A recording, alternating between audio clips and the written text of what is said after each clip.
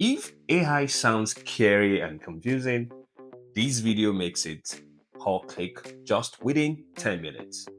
I'll be breaking down exactly what AI is with zero technical jargons. What you will get out of this video is a good understanding of AI in simple words, the type of AIs that exist, and thirdly, why AI isn't actually smart. We'll be diving deep into how AI learns and how it performs best at what it does. So, to start with, what is artificial intelligence? In simple terms, AI is simply a software that learns based on experience. How does this differ from the conventional software that we used to have? The key differences here is this. Imagine in the conventional software programming world that we used to have before, imagine a calculator. We put in or we punch in two numbers, give it any specific operation like multiplication or addition, step by step. We are able to predict what the answer is going to be. On the other side, if we talk about artificial intelligence, we're actually talking about a scenario whereby we need to train the AI on the specific actions, on the specific attributes that we want it to have by feeding it a lot of examples. You can call those examples the different data that is being given to the artificial intelligence. And based on this, it is going to learn to perform that one single task that we might give it to do. A good example of artificial intelligence around you today is take a look at your Spotify. You have recommendations on Spotify. Your recommendations on Spotify is making use of artificial intelligence behind the hood to actually recommend music that you might be interested in. So, with a good understanding of what artificial intelligence is, let's look at the different types of artificial intelligence that we have. For beginners, I will take just these three, starting with the narrow AI, second, general AI, and third, super intelligent artificial intelligence. That sounds interesting. Okay, starting with narrow AI essentially is artificial intelligence that is good with one specific thing. That is the kind of artificial intelligence where we are today in terms of evolution of artificial intelligence. We are at the narrow stage, meaning that we have different artificial intelligence systems that are good at specific actions. For instance, the spam filtering protocol or spam filtering software in your popular email applications is good at just one specific thing. That is making use of artificial intelligence. The recommendation system in Netflix and Spotify, simple, narrow AI that is good at specifically recommendation. So the second type of AI, that is the general AI, it is the artificial intelligence that is not limited to a specific action or a specific goal or a specific outcome. Rather, it can juggle and perform best at different functions. So think about narrow AI, but in multiples in this case, meaning that the artificial intelligence that can successfully drive a car autonomously on its own and at the same time be able to debug a physics problem in this case. That is essentially what general AI is. And based on what experts says, we are still decades away to even get to this point in the first place. And then the third part, the third type of AI, which is super intelligent AI, we're talking about AI that surpasses every human intelligence at different levels. This is some scary stuff, I must say.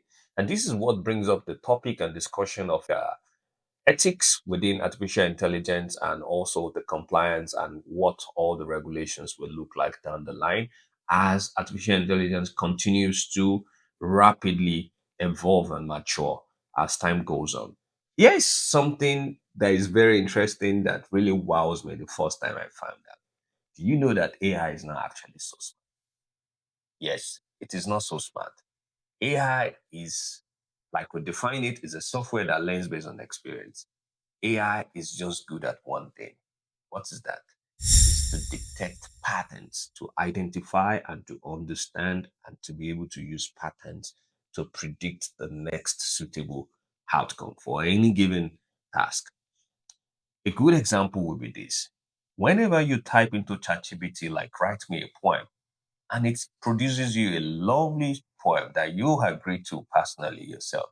It is not because ChatGPT is feeling creative or ChatGPT is smart at writing poems or prose in this case, but rather ChatGPT has been fed billions of text data points from which it is able to identify and to be able to predict the next set of character or words that make up your poem in this case.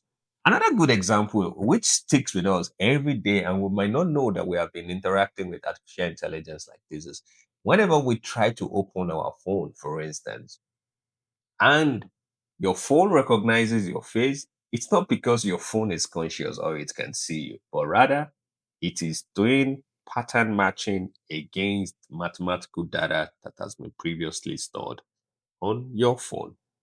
And this is very simple. The common point or the key point here is pattern recognition. AI is just very good at understanding, defining, and identifying patterns, which it later on leverage to be able to predict and to perform actions that might be given to it. But how does AI learn all these patterns? There are three key ways that AI learns with. The first way is the supervised learning.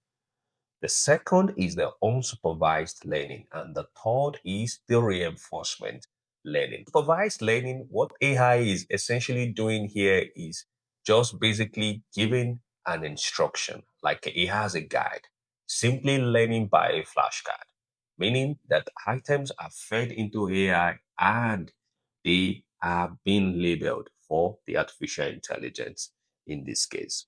And based on this, it is able to understand patterns.